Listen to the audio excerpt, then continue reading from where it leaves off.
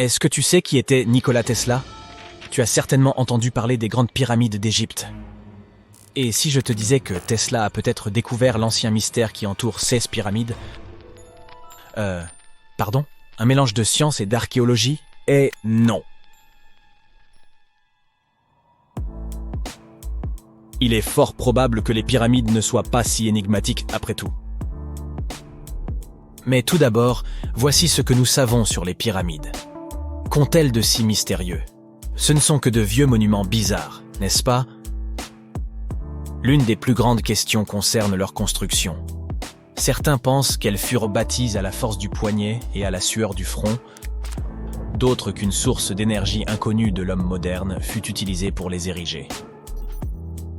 Et si des extraterrestres nous avaient aidés? Probablement pas. Mais cette idée d'une mystérieuse énergie employée à l'édification des pyramides existe depuis très longtemps. Même dans les textes anciens, comme les textes des pyramides, il est dit « Les dieux nous ont donné de quoi construire une grande puissance. Il se peut donc que quelque chose d'incroyablement puissant ait participé à cette prouesse architecturale. Qui sait ?» Au début des années 1900, Tesla commença à s'intéresser aux grandes pyramides d'Égypte. Il lut de nombreux ouvrages sur ces antiques structures et fut époustouflé par la quantité d'énergie qu'elles semblaient dégager. À l'époque, peu de gens connaissaient l'électricité. Et notre scientifique se demanda si les pyramides ne cachèrent pas une technologie avancée. Il se dit que leur puissance pouvait être liée à l'électromagnétisme, et il consacra beaucoup de temps et d'efforts à tenter d'en savoir plus. Il avait des théories assez bizarres pour l'époque. Il pensait que les pyramides contenaient une charge électrique et qu'elles alimentaient en énergie les zones environnantes. Il croyait également que des cristaux étaient à la source de cette énergie. Selon lui, ces cristaux super puissants se trouvaient à l'intérieur des pyramides et pouvaient contrôler les champs électromagnétiques. Mais ce n'est pas tout. Tesla pensait également que les matériaux utilisés pour construire ces monuments avaient des propriétés leur permettant de capter l'énergie du Soleil et de la Lune, et pas seulement en petite quantité. Il pensait que les pyramides pouvaient créer un champ d'énergie assez puissant pour éclairer des villes entières et même illuminer des zones plongées dans l'obscurité. On les utilisait comme des sortes de centrales électriques géantes afin de produire de l'énergie et faire fonctionner des machines. Les pyramides étaient liées, d'après Tesla, à une énergie cosmique employée pour l'éveil spirituel et la guérison des maux. Plutôt New Age, n'est-ce pas? Ces hypothèses n'étaient pas d'origine fantaisiste. Il avait sérieusement étudié tous les documents disponibles sur les pyramides, des objets aux textes anciens en passant par les hiéroglyphes et les dessins. Et il en avait conclu que les pyramides avaient été conçues comme des amplificateurs d'énergie et aussi qu'une mystérieuse source d'énergie avait été utilisée pour les construire. Certains pensaient que Tesla n'était qu'un excentrique avec de folles théories. Mais ces idées ont eu un impact considérable sur la façon dont nous percevons les pyramides aujourd'hui. Depuis quelques années, des chercheurs et des universitaires étudient ces découvertes et les utilisent pour lever le voile sur certains des plus grands mystères qui entourent ces anciennes structures. Par exemple, des scientifiques ont récemment mené des expériences théoriques pour analyser comment la Grande Pyramide réagirait à certaines ondes radio.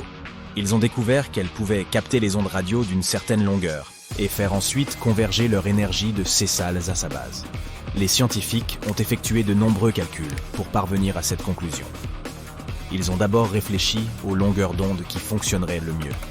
Ils ont ensuite modélisé la réaction de la pyramide à ces ondes et ils ont calculé la quantité d'énergie qui serait absorbée ou diffusée. Enfin, ils ont étudié comment l'énergie se déplacerait à l'intérieur de la pyramide une fois captée par la structure. Pour expliquer tout cela, ils ont employé ce que l'on appelle l'analyse multipolaire, qui consiste à décomposer un objet complexe en éléments simples. Il est alors possible de voir comment chaque partie réagit à l'énergie. C'est un peu comme lorsqu'on défait un puzzle pour voir comment chaque pièce s'emboîte avec les autres. Les chercheurs s'intéressent à la manière dont tout cela pourra nous servir. Ils cherchent à fabriquer des particules capables de faire la même chose que les pyramides, mais avec de la lumière. En modifiant la taille, la forme et la matière de ces particules, ils peuvent contrôler la façon dont la lumière se déplace autour d'elles. Cela peut s'avérer très utile pour la fabrication de minuscules capteurs ou de cellules solaires très efficaces. Les scientifiques ont dû faire quelques suppositions au cours de leurs recherches. Ils ont imaginé qu'il n'y avait pas d'espace caché à l'intérieur des pyramides et que les matériaux utilisés pour les construire étaient tous identiques. Et ils sont ainsi parvenus à faire des découvertes assez impressionnantes. Mais son étude des pyramides n'est pas l'unique témoignage du génie hypermoderne de Tesla. Nombreuses sont ces théories qui paraissaient irréalistes à l'époque, mais que des scientifiques réévaluent aujourd'hui pour des applications pratiques. Parlons du projet le plus ambitieux de Tesla, la tour de Wardenclyffe. En 1900, Tesla était déjà un grand nom de l'ingénierie électrique en Amérique.